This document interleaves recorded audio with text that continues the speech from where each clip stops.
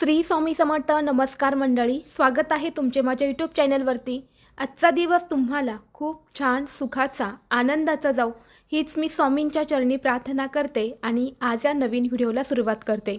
उद्या 10 जून वार मंगळवार आणि या दिवशी आलेले आहेत ज्येष्ठ पौर्णिमा. दरवर्षी ज्येष्ठ पौर्णिमेला वटपौर्णिमा हा सण साजरा केला जातो. या दिवशी स्त्रिया वटपौर्णिमा नावाने व्रत करतात. या व्रतादरम्यान विवाहित स्त्रिया आपल्या पतीला उत्तम आरोग्य लाभावे, दीर्घ आयुष्य प्राप्त व्हावे म्हणून वडाच्या झाडाची पूजा करतात. या दिवशी माता लक्ष्मी आणि भगवान विष्णूंची देखील पूजा केली जाते. या दिवशी माता लक्ष्मी ही पृथ्वीवरती भ्रमण करत असते. तिची सेवा उपाय उपासना करणाऱ्यांना ती धन धान्य समृद्धी प्रदान करत असते. तसेच या दिवशी चंद्र हा 16 कलांनी परिपूर्ण असतो. तो त्याच्या प्रकाशातून सुख शांती समृद्धी प्रदान करत असतो. त्यामुळे पृथ्वीवरती सकारात्मक लहरी या खूप जास्त प्रमाणामध्ये सक्रिय असतात. प्रत्येक महिन्यात येणाऱ्या पौर्णिमा तिथींपैकी ज्येष्ठ पौर्णिमा ही अतिशय शुभ आणि महत्त्वाची तिथी मानली जाते. धार्मिक दृष्टीने हा दिवस अतिशय महत्त्वाचा असल्यामुळे या दिवशी व्रतासोबतच वडाच्या झाडाच्या पूजेसोबतच काही प्रभावी उपाय आणि सेवा देखील केल्या जातात. आज या व्हिडिओमध्ये मी तुम्हाला एक अतिशय प्रभावी असा उपाय सांगणार आहे. उद्या मंगळवार वटपौर्णिमा. तुम्ही काहीच नाही केले तरीही चालेल, पण सकाळीच घरात आणा या झाडाचे एक पान. कोणताही शत्रू हा घरी येऊन माफी मागेल.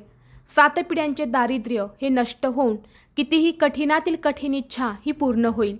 तर असे कोणत्या झाडाचं पान आणायचं आहे, त्या पानाचं काय करायचं आहे याबद्दलची संपूर्ण माहिती आज या व्हिडिओमध्ये मी तुमच्यासोबत शेअर करणार आहे. त्यामुळे तुम्ही हा व्हिडिओ स्किप न करता शेवटपर्यंत नक्की पहा. चॅनलवरती नवीन असाल तर सबस्क्राईब करा आणि असेच माहितीपूर्व नवनवीन व्हिडिओ पाहण्यासाठी बेल आयकॉनला प्रेस करा.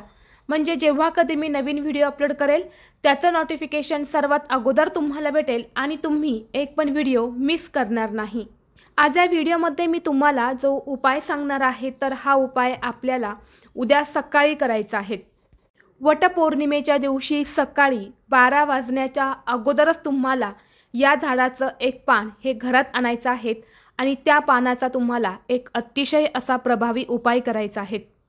जर भरपूर दिवसापासून तुमच्या मनामध्ये एखादी इच्छा असेल, मग तुमची इच्छा ही नोकरी प्राप्तीबद्दल असेल, धनप्राप्तीबद्दल असेल, मुलांची प्रगती होण्याबद्दल असेल, पतीची प्रगती होण्याबद्दल असेल किंवा कर्जमुक्तीबद्दल असेल, एखाद्या शत्रूचा तुम्हाला वारंवार त्रास होत असेल, शत्रू तुमच्यावरती गुपित वार करत असेल, तर अशा शत्रूंपासून मुक्तता मिळवण्यासाठी तुमच्या इच्छा मनोकामना पूर्ण होण्यासाठी तुम्ही हा उपाय करू शकता. तसेच तुम्हाला कोणत्याही कामामध्ये यश मिळत नसेल, कोणतीही गोष्ट ही तुमच्या मनासारखी घडत नसेल, प्रत्येक वेळी तुम्हाला अपयशाचा सामना करावा लागत असेल, तर तुम्ही हा उपाय आवर्जून करून पहा.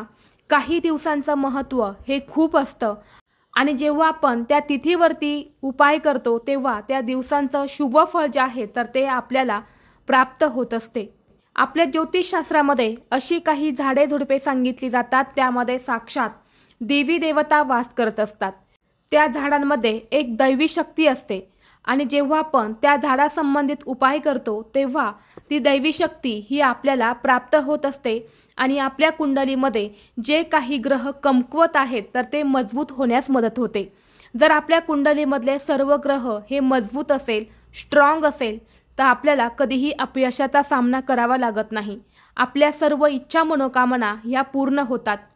असेच एक दैवी शक्ती असलेलं झाड आहे ते म्हणजे वडाचे झाड. ज्येष्ठ पौर्णिमेला वडाच्या झाडाला अनन्यसाधारण असे महत्त्व दिलं जातं. आपल्या हिंदू धर्मात वटवृक्षाला अतिशय विशेष आणि पूजनीय मानले जाते. प्राचीन काळापासूनच लोक वटवृक्षाची पूजा करत असतात. ज्योतिषशास्त्रातही वटवृक्षाला खूप महत्त्वाचं स्थान दिलं गेलं आहे. ज्योतिषशास्त्रात वडाला पवित्र आणि दैवी शक्तीने परिपूर्ण मानले जाते. आपल्या हिंदू धर्मात वटवृक्षाला वडाचे झाड असेही म्हणतात. या ज्येष्ठ पौर्णिमेला पतीच्या दीर्घ आयुष्यासाठी पत्नी वटसावित्री व्रत करते. असे मानले जाते की हे व्रत जर केले तर पतीचे आयुष्य दीर्घ आयुष्य होते. आणि म्हणूनच उद्या सकाळी आपल्याला या वटवृक्षाच्या पानाचा एक अतिशय प्रभावी असा उपाय करायचा आहे। हा उपाय करण्यापूर्वी तुम्हाला सकाळी लवकर उठायचं आहे, स्वच्छ स्नान करायचं आहे। स्नान करून झाल्यानंतर तुमची जी काही नित्य पूजा आहे तर ती तुम्हाला करून घ्यायची आहे आणि यानंतर तुम्हाला हा उपाय करायचा आहे। हा उपाय करण्यासाठी तुम्हाला एक तांब्याचा कलश भरून घ्यायचा आहे। त्या कलशामध्ये शुद्ध पिण्याचं पाणी असायला हवं। त्या पाण्यात थोडीशी हळद आणि केसर टाकायचं आहे। यानंतर तुम्हाला एक शुद्ध गाईच्या तुपाचा दिवा जो असतो तर तो प्रज्वलित करून घ्यायचा आहे। यानंतर हे पाणी आणि हा दिवा घेऊन तुम्हाला वटवृक्षापाशी जायचं आहे। वटवृक्षापाशी गेल्यानंतर सर्वप्रथम तिथे तुम्हाला हा दिवा प्रज्वलित करायचा आहे। दिवा प्रज्वलित केल्यानंतर जे पाणी तुम्ही सोबत नेले आहे तर ते पाणी तुम्हाला त्या वटवृक्षाला अर्पण करायचं आहे।